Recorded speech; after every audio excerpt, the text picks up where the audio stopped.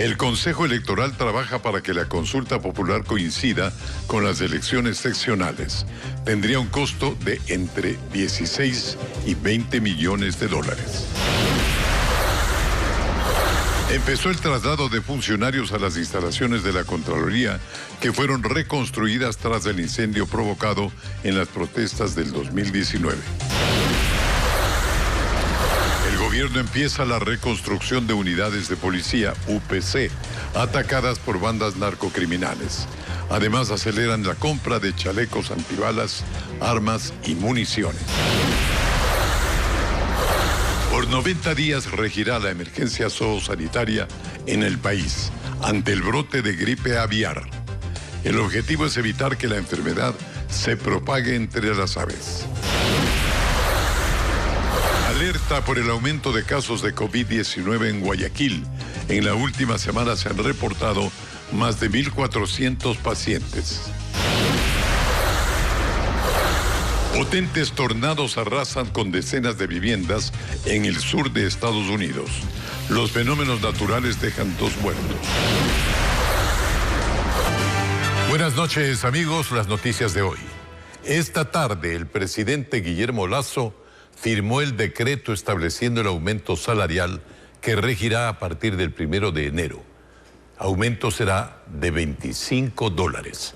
En el decreto 611 se determina que el salario unificado será de $450 para los trabajadores en general. La decisión la toma el Ejecutivo ante la falta de acuerdo entre trabajadores y empleadores. En nuestras próximas emisiones tendremos reacciones y más comentarios sobre esto.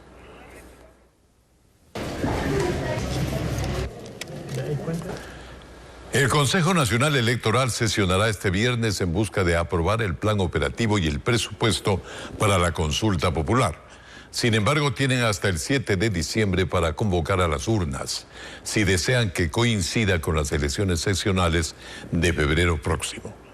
Fabiola Santana entrevistó a los vocales del CNE.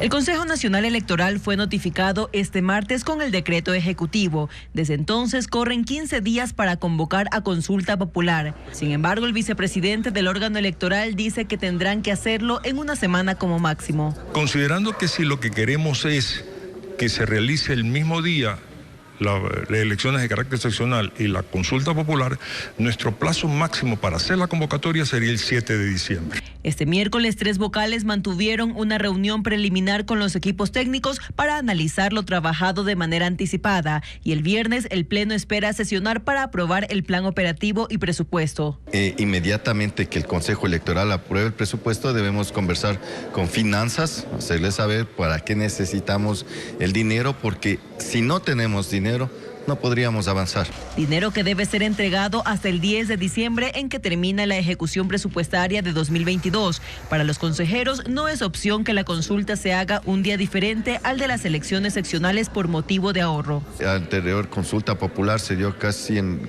45-50 millones. Hoy estaría costando entre 16 y 20 millones. Es un ahorro sustancial. Pero están conscientes que se duplicará el trabajo para los miembros de las juntas receptoras del voto, pues sería un acta de escrutinio adicional por cada pregunta. Tendremos que encontrar la forma como incentivar a los miembros de las juntas receptoras de voto para que estén presentes, darles las facilidades a efecto de que puedan desarrollar su trabajo en una forma eficiente. El viernes se definirá si cada pregunta irá en papeletas separadas o se unifican en una, así como la publicidad de su contenido, promoción electoral y simulacro. La idea es equiparar el cronograma al de las elecciones seccionales. El Ejecutivo vetará el proyecto de ley derogatoria de la Ley de Desarrollo Económico y Sostenibilidad Fiscal, aprobado anoche por la mayoría en la Asamblea Nacional. Si el veto es total, la ley que está vigente no podrá ser modificada durante un año y todas las personas con ingresos superiores a los $2.000 mensuales seguirán tributando al Estado. Paul Romero con el tema. Apenas la Asamblea aprobó el proyecto de ley derogatoria a la reforma tributaria, vigente desde hace un año, el ministro de Economía, Pablo Arosemena, señaló que el presidente Guillermo Lasso vetará por inconstitucional y demagógica. De ser así, según la presidenta del Instituto de Estudios Legislativos, Livia Rivas, al mandatario le quedan 2 caminos. La objeción total, que el presidente de la República asume que en un año se va a volver a tratar el mismo texto y podrían, con una mayoría calificada, es decir, con al menos 92 votos, esa derogatoria entre en vigencia. El otro, el que considera la experta que el presidente lo aplicaría. La objeción por inconstitucionalidad, es decir, enviar el texto de esta ley derogatoria. La Corte Constitucional pues tiene 30 días para resolver si efectivamente hay o no argumentos suficientes.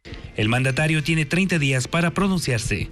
Los 100 legisladores que votaron por el proyecto de ley derogatoria sabían que el presidente objetaría la ley. Era lo esperado, el presidente de la República lo iba a vetar totalmente. Ahora son golpes de pecho después de un año, cuando sabían y saben muy bien que el presidente va a vetar el proyecto de ley. Tendrá que transcurrir un año más. Lo cierto es que la ley tributaria sigue vigente y las personas con ingresos superiores a los $2,000 mensuales seguirán pagando más por impuesto a la renta.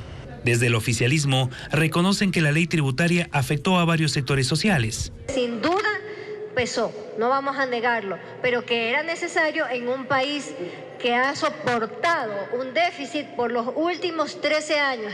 Eliminar la ley, asegura la legisladora, pondría en riesgo varios acuerdos alcanzados con las organizaciones sociales tras las movilizaciones de junio. Los compromisos adquiridos en las mesas de diálogo podrían llegar a afectarse si es que esta derogatoria entra en función, porque no solo estábamos hablando allí de acceso a crédito, estábamos hablando también de la posible condonación de deuda pública. Tenemos un excedente por barril de petróleo, como también tenemos una reserva que en este momento no está siendo utilizada. El futuro de esta ley podría pasar a manos de la Corte Constitucional. El presidente de la República reprochó públicamente a los legisladores que aprobaron la ley que pretende dar de baja la reforma tributaria que propuso el gobierno el año pasado. Según Lazo, los asambleístas que defienden esa derogatoria están a favor de que los ricos no paguen. Fue en la provincia de Cotopaxi donde el presidente de la República firmó el decreto 612, con el que se declara al 30 de noviembre como Día de la Lucha contra la Desnutrición Crónica Infantil. La intención es crear conciencia y que nadie olvide el compromiso que todos tenemos con los niños de entre 0 y 2 años de edad. 250.000 beneficiarios. Importante. Más de 50.000 madres que ya están en el programa. Pero esos son números. Lo importante es destacar el amor, la convicción con la que hacemos y llevamos adelante este programa de lucha contra la desnutrición crónica infantil. Ya que estaba en La Tacunga, Lazo visitó a los policías del comando de la Subzona 3. Allí informó las acciones que el gobierno adelanta para fortalecer a la institución, tanto en personal como en equipamiento. Todo este esfuerzo en materia de recursos humanos, tecnología, equipamiento, demanda dinero, recursos, que se los estamos quitando a la corrupción para entregárselo a la Policía Nacional. Desde ese espacio, el jefe de Estado arremetió contra los 100 legisladores que aprobaron una ley derogatoria de la reforma tributaria que implementó su gobierno el año pasado. Les dio como bombo en fiesta. No puede ser que hayan políticos en Asamblea Nacional que se dedican a defender el bolsillo de los ricos, y no quieren que cobremos impuestos justos a la gente que le ha ido bien en este país. Dinero que lo necesitamos precisamente para fortalecer la seguridad. Discursos tan incoherentes, reclamando mejor seguridad y pidiendo que se bajen los impuestos. El presidente culminó sus actividades en La Tacunga con una visita a los beneficiarios de los créditos que entrega el gobierno, con una tasa de interés del 1% a 30 años plazo. Más de $20 millones costó la rehabilitación del edificio de la Contraloría, que fue quemado durante las protestas de octubre del 2019. Los funcionarios empezaron a regresar a sus oficinas, aunque el complejo pasará a manos de la Contraloría de forma definitiva en unos 4 meses. Francisco Garcés tiene un informe. Las estructuras de los edificios que conforman el complejo de la Contraloría tuvieron que ser reforzadas para salvarlas tras el incendio provocado durante las protestas de octubre del 2019 y que ardió por 3 días. Se lo hizo con una técnica para reforzar columnas, vigas y losas con fibra de carbono, y así se salvó el complejo que había sido comprometido estructuralmente por el fuego. Con la fibra de carbono, realizar un encamisado de estos componentes y devolver la integridad estructural de los componentes. ¿Lo hace más resistente? Lo hace más resistente. Tras el reforzamiento se debió cambiar pisos, techos, reponer toda la infraestructura tecnológica, mobiliario y todo tipo de instalaciones. Al final el trabajo costó $22,2 millones. 9.1 millones fue cubierto por la aseguradora La Unión y lo otro el Estado entregó al Cuerpo de Ingenieros del Ejército porque todavía estaba en manos y custodia de ellos. El edificio todavía no se había entregado. Adicionalmente se creó un área de archivo que tendrá 2 sistemas paralelos contra incendios. Es que durante el fuego del 2019 gran parte de los documentos fue afectada. 53,000 expedientes fueron recuperados. El porcentaje, el 98%, hay documentación que se tuvo que solicitar que nuevamente se reenvíe, se recupere. Solicitamos a los servidores que estaban inmersos en estos procesos para que nos faciliten esa documentación. Por lo tanto, casi en su totalidad todos los expedientes se recuperaron. Son 1.200 funcionarios quienes irán ocupando sus nuevas oficinas paulatinamente hasta marzo, cuando los edificios sean recibidos definitivamente. Y después de ello se colocará un revestimiento metálico en la parte del edificio que da hacia el Parque del Arbolito como parte del nuevo sistema de seguridad que tendrá el complejo. Se mejorará todo tipo de acceso en lo que tiene que ver con las puertas de acceso, ventanas, todos los accesos a los cuales se podría tener acceso por parte de personas extrañas, estaría cerrado totalmente con este proyecto. Blindaje, prácticamente sería un blindaje. Además, los edificios cuentan con nuevos sistemas contra incendios, controles de acceso y monitoreo en todas las áreas para hacer al complejo más.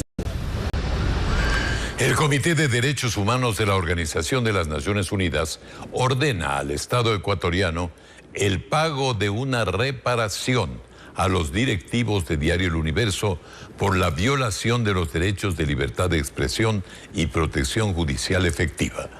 El documento establece que el Estado debe garantizar una indemnización adecuada. En el 2011, los directivos del diario y su ex editor, Emilio Palacio, fueron sentenciados tras una denuncia interpuesta por el entonces presidente Rafael Correa por injurias calumniosas. La CONAIE, la FEINE y la FENOCIN se unieron para rechazar la decisión del gobierno de no condonar las deudas de hasta $10,000 en el sistema financiero público.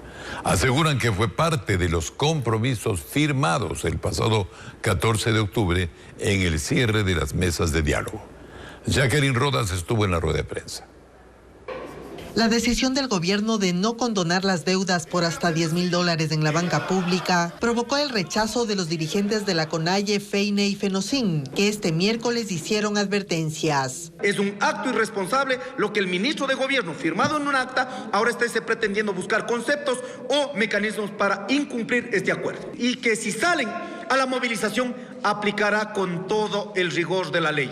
Nos está amenazando, ministro, así que yo les pido al gobierno nacional, al ministro Jiménez, corrija sobre este acuerdo, si no estará provocando ellos mismos una reacción.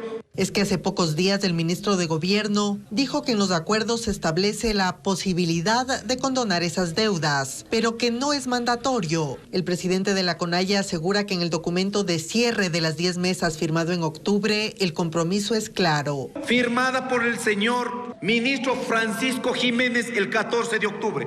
Estoy leyendo el documento original. Disponiendo, repito, disponiendo la condonación de obligaciones de las entidades financieras públicas por un monto de capital hasta $10,000. Según los dirigentes, hay otros acuerdos que tampoco se están cumpliendo, pero por el momento no habrá paralizaciones. Al menos la CONAIE se dio un plazo de 3 meses que concluye en febrero de 2023 para evaluar los resultados del proceso de diálogo.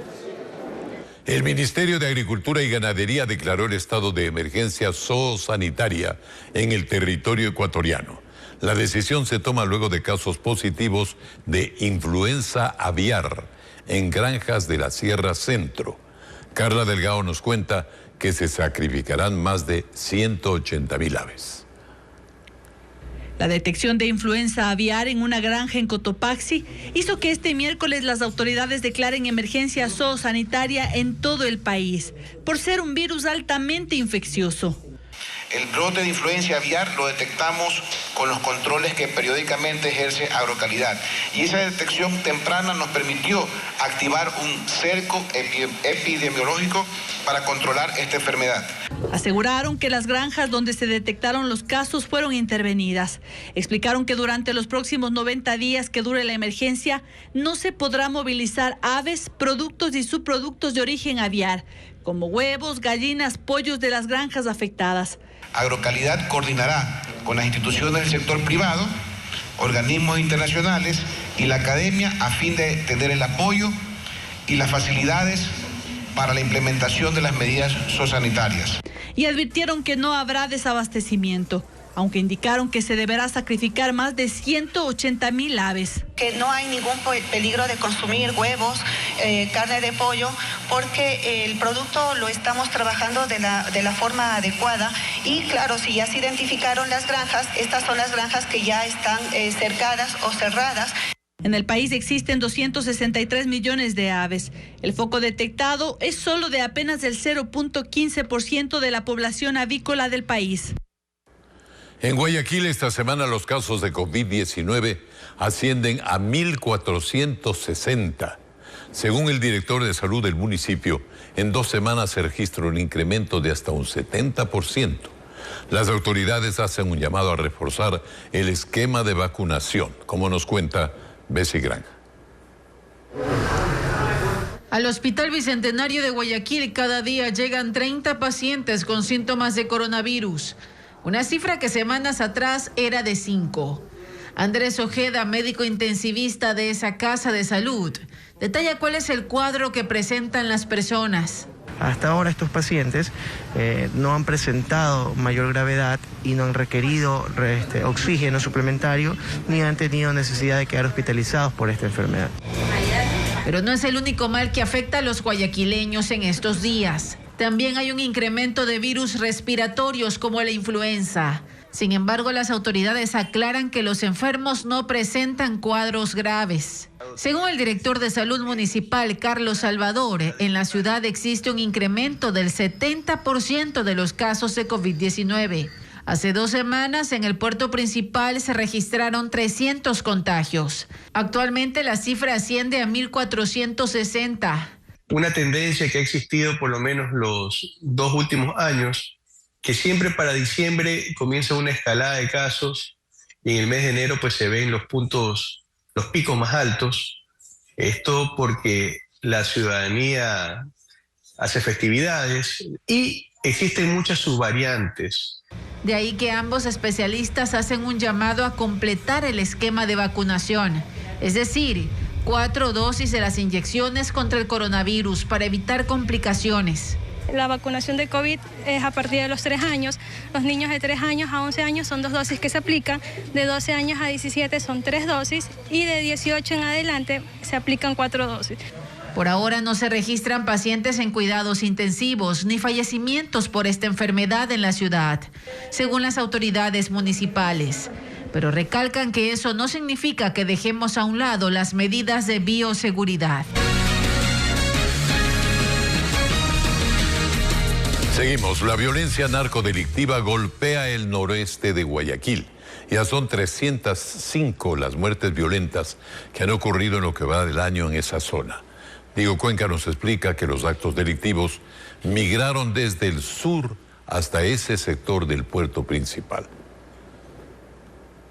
En Flor de Evasión, la informalidad se desborda en cada rincón y la narcodelincuencia gana terreno en esa zona del noroeste de Guayaquil, obligando a que su gente aprenda a vivir con ella. Más que todo aquí en las motos. Aquí hay motos que vienen 2 o 3 personas en moto y nos asaltan y tenemos que quedarnos tranquilos nomás. Solo ese lunes 5 personas fueron acribilladas, pero los crímenes continuaron anoche, pues sujetos asesinaron a tiros a 2 hombres. Uno de ellos murió en una barbería mientras se cortaba el cabello. Así está Nueva Prosperina, distrito al que pertenece Flor de Bación, que tiene al menos 70,000 habitantes, pero también Bación Popular, con más de 73,000 personas. Se trata de la zona urbana más grande del puerto principal, donde ha migrado la violencia. Traten de ubicarse criminalmente en ese puesto. Principalmente la que más incidencia ha tenido es por el tema del narcotráfico que existe en el lugar. En lo que va del año, en el sur de la urbe, se ha registrado 187 asesinatos, mientras que en el distrito Nueva Prosperina, 305 las muertes violentas. Eso marca la migración de la violencia hacia el noroeste de la urbe, donde se concentra la pobreza. Así lo explica el sociólogo Guillermo Flores. Pero en un 90% la delincuencia está arraigada a los grupos generalmente considerados pobres. Por lo tanto, el Estado tiene una enorme responsabilidad para que se hayan desarrollado estos grupos delincuenciales. Así, en Guayaquil, Durán y San Borondón se contabilizan 1.353 crímenes que se han cometido en lo que va de ese 2022. A pesar de los esfuerzos de policías y militares por frenar la violencia en el país. Y aquí están otras noticias para ustedes. A un día de cumplirse un mes del estado de excepción en Guayas, Esmeraldas y Santo Domingo, la policía asegura que ha logrado reducir la violencia en las calles y ha decomisado al menos 8,000 armas en el país. Diego Cuenca nos informa que la medida está por culminar el próximo 15 de diciembre. La policía recibió una alerta de una balacera en el sector La Ladrillera, en el noroeste de Guayaquil, donde 3 hombres fueron asesinados a tiros durante ese miércoles, a un día de cumplirse un mes del estado de excepción, que tiene el propósito de combatir el narcotráfico en Guayas, una de las 3 provincias donde rige la medida. Realizan disparos en el primer punto, en la primera escena, a 2 ciudadanos. En este lugar fallece uno, el otro ciudadano es trasladado al hospital, donde igual por la gravedad de las heridas fallece. Estas personas en motocicleta se trasladan aproximadamente 100 metros más adelante, realizan otras detonaciones, le quitan la vida a otra persona donde vendían pescado. Mientras en la provincia de Esmeraldas, la policía demostró la reducción de las muertes violentas. En octubre registraron 49 y en noviembre 39 asesinatos. Durante el primer mes del estado de excepción, los agentes indicaron que han logrado detener a 203 personas. Hasta la presente fecha hemos tenido 71 armas de fuego decomisadas, 445 municiones incautadas. En el marco de la lucha contra la narcodelincuencia, el gobierno firmó la declaratoria de emergencia para la Policía Nacional. Hemos firmado la emergencia para el Ministerio del Interior y la Policía Nacional. La emergencia va a durar 60 días, pero es para el tema de generar los reforzamientos, es decir, los cerramientos en UPCs expuestas en las zonas críticas y la compra de munición, que también es otra situación fundamental que tenemos. Los 36 millones del tema de chalecos también está en un procedimiento que tiene varias opciones. La intervención a través del estado de excepción también ha controlado los delitos en la provincia de Santo Domingo, pero la medida con toque de queda culminará el próximo 15 de diciembre en las 3 provincias. Y un nuevo altercado se produjo en el control integrado de Tababuela, esto es, en el límite entre las provincias de Imbabura y Carchi. Esta vez más de 250 personas saquearon la mercadería de un camión que se encontraba detenido en el interior del cuartel. Cristian Tinajero con los detalles. Este video aficionado registró el momento en el que decenas de habitantes del Valle del Chota irrumpieron en el cuartel de policía ubicado en el sector de Mascarilla, norte del cantón Ibarra. Mire cómo se llevan las cosas. Buscaban liberar un camión que había sido detenido por los uniformados por transportar supuestamente mercadería de contrabando. Inmediatamente proceden a bajarse en primer lugar la carga, que eran las papas, y posterior se bajan alrededor de 35 cajas de cigarrillos.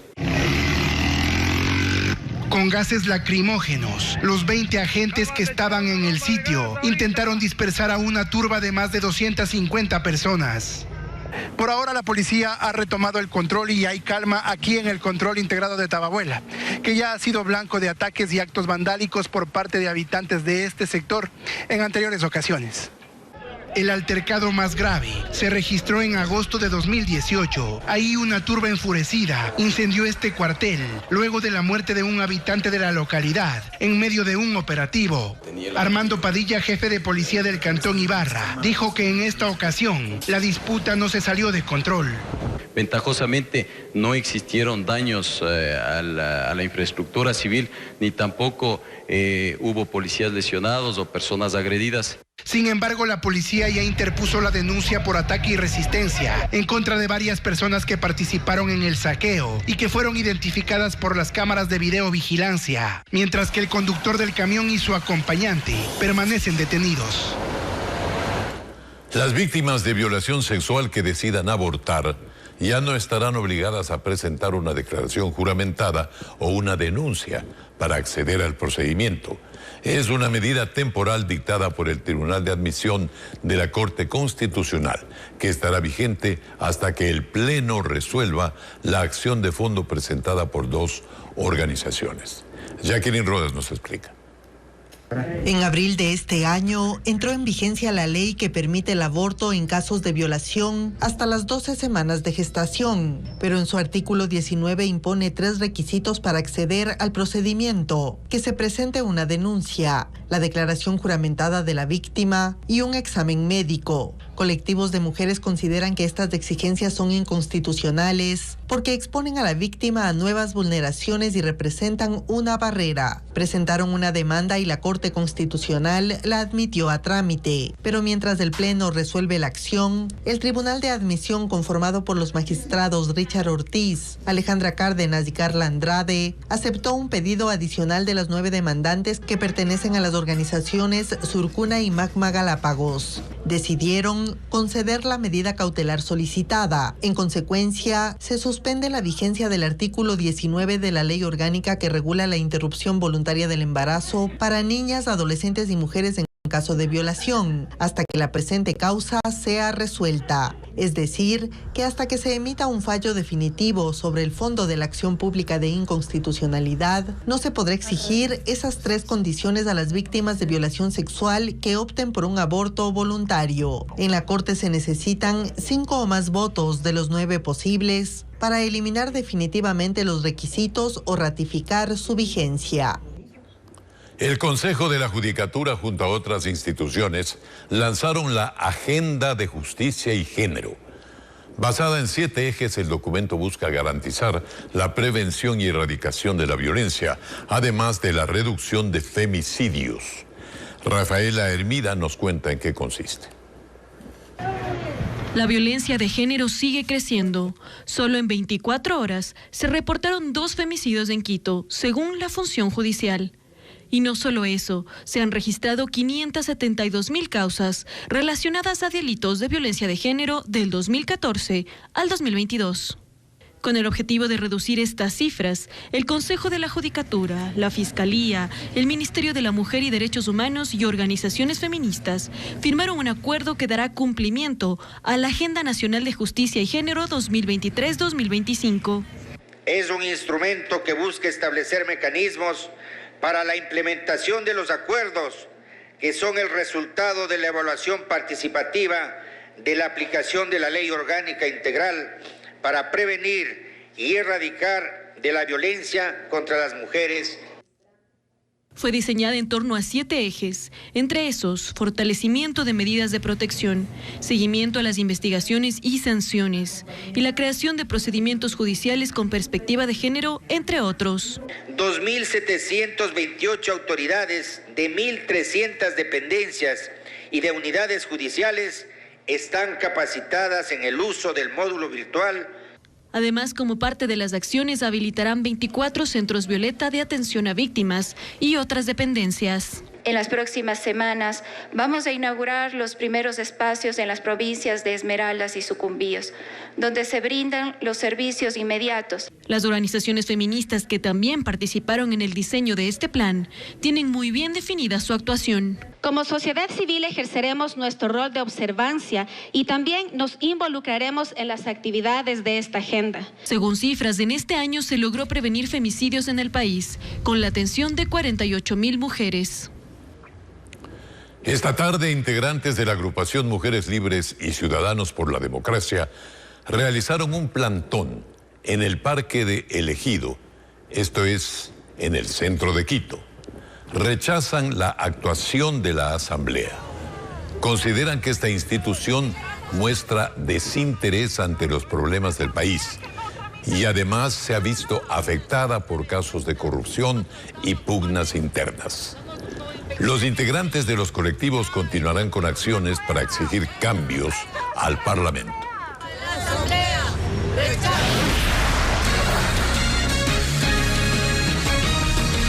Más adelante, en Pastaza, el Parque Yanacocha, centro de rescate animal, está al borde del colapso. La falta de recursos es uno de los motivos para el posible cierre de este lugar.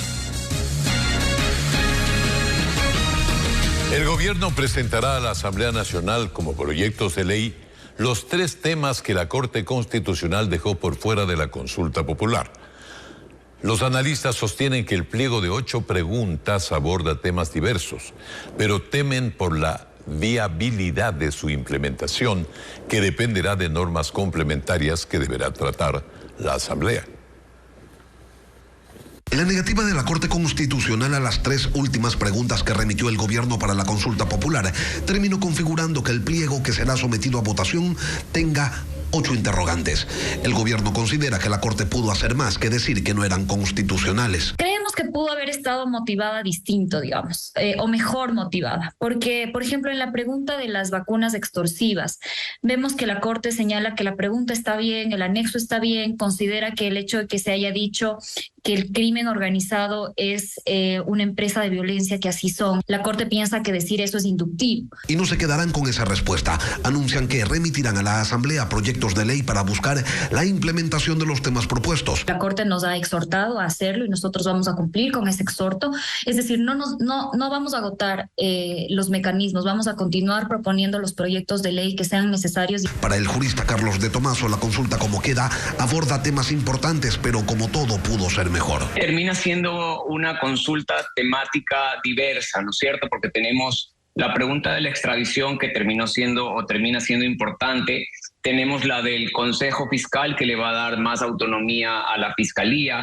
Y le queda una duda, porque de llegar a ser aprobados los temas propuestos, la implementación estará a cargo de una Asamblea que tiene un conflicto abierto con el Ejecutivo. Va a ser de muy largo data o de muy largo alcance, que ya podamos ver en la aplicación directa las enmiendas que se están haciendo, porque necesitan normativa complementaria por parte de la Asamblea. Estas las primeras reacciones a una consulta que acompañará las elecciones seccionales de febrero del próximo año, y en donde no pocos consideran que podría constituirse en una evaluación a la gestión del gobierno. Los vocales de mayoría del Consejo de Participación Ciudadana cuestionaron una de las preguntas de la consulta popular propuesta por el Ejecutivo, en la que, de ser aprobada, restaría la facultad de designación de autoridades de control que tiene este organismo. Fabiola Santana recogió las reacciones tras la sesión desarrollada este miércoles. Los cuestionamientos surgen un día después de que el presidente Guillermo Lasso firmara el decreto que convoca a consulta popular. Una de las 8 preguntas tiene que ver con la eliminación de la facultad de designación a más de 100 autoridades que tiene el Consejo de Participación Ciudadana. La primera en reaccionar fue la consejera del organismo, Ivede Estupiñán. Es claro que aquí hay una acción orquestada por parte del Ejecutivo y del Legislativo para poder tomarse la designación de autoridades. El presidente de la institución dijo que en el referéndum debió incluirse más bien una iniciativa para fortalecer al Consejo de Participación. En lugar de desgranar como choclo a una institución, que es lo que se pretende con la consulta, hubiera sido importante fortalecerla, primero evitando que autoridades de rango nacional, que estamos sometidas al control político, seamos fácilmente el objetivo del poder político mediante una censura con 70 votos. Pero para el consejero Francisco Bravo, la pregunta que considera una regresión de derechos no pasará en las urnas. Por el poco nivel de aceptación y por lo tanto, las comisiones ciudadanas de selección van a llevar adelante la designación de autoridades, tal como se ha avanzado con la designación del nuevo Contralor General del Estado. Estas reacciones se dieron en el contexto de la sesión en la que se verificó que no hubo impugnaciones ciudadanas en contra de la terna para designar al superintendente de bancos. Este viernes se hará una sesión en la que los candidatos presentarán los planes de trabajo y luego se designará al nuevo funcionario. Ecuador y Canadá allanan el camino para negociar un acuerdo comercial. Así lo confirman las autoridades de ambos países. Juan Carlos Aizprúa nos informa que el 1 de diciembre, es decir, mañana, el gobierno ecuatoriano abrirá una oficina comercial en ese país norteamericano. Luego de varios acercamientos, a través de un comunicado, el gobierno de Canadá informó que ya iniciaron las conversaciones con Ecuador para un posible acuerdo de libre comercio. El documento precisa que en las próximas semanas, Asuntos Globales de Canadá consultará con los canadienses para conocer sus puntos de vista sobre las posibles negociaciones de un tratado de libre comercio con Ecuador. En días pasados, en México, el ministro de Comercio de Ecuador, Julio José Prado, se reunió con su par canadiense Mary Ng para conversar sobre el interés de un convenio que beneficie a ambas naciones. Bueno, se va a ir midiendo y ahí viene la capacidad de diversificación de nuestra oferta exportable, es decir, la necesidad de poder tener acuerdos comerciales con otros países, creo que es fundamental para poder ampliar la oferta. Se confirmó que este jueves el gobierno ecuatoriano abrirá una oficina de comercio en Canadá y el viernes se definiría la hoja de ruta para el TLC. Datos oficiales indican que el intercambio comercial entre Ecuador y Canadá superó los $900 millones en 2021 y que las exportaciones de Ecuador a ese país son principalmente de productos agrícolas, frutas tropicales, flores, cacao y mariscos. El Ecuador es líder mundial en camarón, sí. Ecuador es líder mundial en banano, comenzamos a tener una presencia importante en lo que tiene que ver con minería. A la par, avanzan las negociaciones comerciales con Corea del Sur. El encuentro fue en Quito y ya existe un plan elaborado. A través de Twitter, el ministro de Comercio afirmó: Corea tiene una economía totalmente complementaria con la de Ecuador. El gobierno antepasado tuvo 5 rondas de negociación y el avance fue casi nulo. 6 años se paralizó la negociación. Retomamos a inicios de este año y pasamos del 5% al 70% de avance. Mientras tanto, esta semana México deberá responder si acepta o no que el banano y el camarón ecuatorianos ingresen a ese país con algún tipo de beneficio como parte del acuerdo comercial que aún no se firma entre ambos países. En Pastaza, el bioparque Yanacocha está colapsado debido a que cada semana llegan decenas de animales que estaban en cautiverio, pero que allí se los acoge para recibir atención veterinaria. Entre las especies más traficadas están tortugas, monos, loros, cuya recuperación incluso puede bordear los $3.000, por lo que piden ayuda estatal, ya que los recursos son muy limitados. Cada llegan entre 15 y 20 especies al bioparque Yanacocha, una de las 70 instituciones de protección animal autorizadas en el país. Son víctimas del tráfico de vida silvestre, rescatadas incluso de casas donde los tenían de mascotas y enfermos. Vienen en pésimas condiciones de salud, vienen con parásitos, vienen con diferentes tipos de enfermedades y ya porque ellos no tienen los medios logísticos, o sea, los medios económicos, se ven en la necesidad de entregar a los animalitos. Este centro no solo atiende la problemática de Pastaza, sino también de otras provincias del país, por lo que actualmente tienen 400 animales habitando el bioparque. O sea, nosotros en Yanacocha recibimos casi de todo el país. Tungurahua, Chimborazo, Cotopaxi, Pastaza, Morona Santiago, Napo, por ejemplo, colaboramos mucho con Napo, Pichincha. Tenemos animales que llegan de Guayas a veces. Para mantener en óptimas condiciones a los animales se requiere de una serie de inversiones económicas para cuidados, exámenes médicos, alimentación, acompañamiento técnico y vigilancia. La recuperación de una sola especie puede llegar a costar más de $3.000. Y solo en el año 2021, en todo el país, ingresaron a los 70 centros de protección animal entre 4.000 y 5.000 especies, lo que ha generado que superen su máxima capacidad de funcionamiento y presupuesto. Y esto desborda toda posibilidad, primero de planificación y segundo de un mantenimiento de costos, pero por el otro lado de estándares mínimos, de criterios para el cuidado y la atención, ¿cierto? Y aunque son entes privados y acreditados para la exhibición de la vida silvestre y cobro de ingreso, estos recursos no son suficientes. Entonces, Yanacocha genera un programa de voluntariado internacional y desde ahí viene tal vez nuestro 70% de ingresos y simplemente un 30% de taquilla. Por lo que esperan que el Ministerio de Ambiente empiece a apoyarlos con la designación de recursos y según esta cartera de Estado, se trabaje en el tema. No disponemos de un presupuesto, más bien estamos generando las propuestas para que esta cartera de Estado disponga de un presupuesto para apoyar a estos centros de manejo. Los centros de protección animal esperan que el apoyo estatal llegue de forma urgente para poder seguir rescatando especies en peligro y que además se trabaje en una campaña para crear responsabilidad ciudadana y salvaguardar la fauna. Y ya estamos en plenas fiestas de Quito y a propósito de estos 488 años de fundación, revivimos una de las más famosas leyendas de la ciudad, que es la leyenda del Padre Almeida. Alex Ceballos se encarnó a este personaje en el reportaje. Veamos. ¡Hey, Padre Almeida! ¿A dónde va? ¿Por qué tan apurado? Es que si no me apuro, de seguro llegó atrasado. Le invito más bien a conocer el convento y que usted aprenda cómo se sale por las noches sin ser escuchado.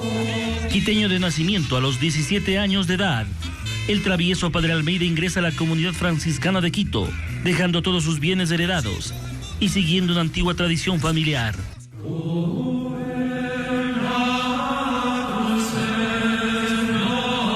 En ese tiempo era que el primer hijo varón sea sacerdote militar.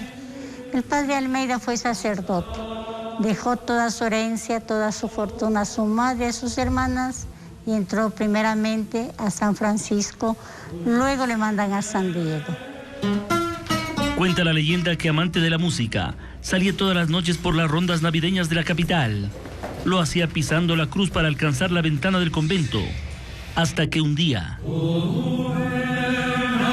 ¿Hasta cuándo, Padre Almeida? Hasta la vuelta, señor. Cuenta la historia que desde esa ocasión el Padre Almeida nunca más salió del convento y se dedicó a ser el ejemplo de solidaridad y apoyo a los más necesitados de la ciudad y el país.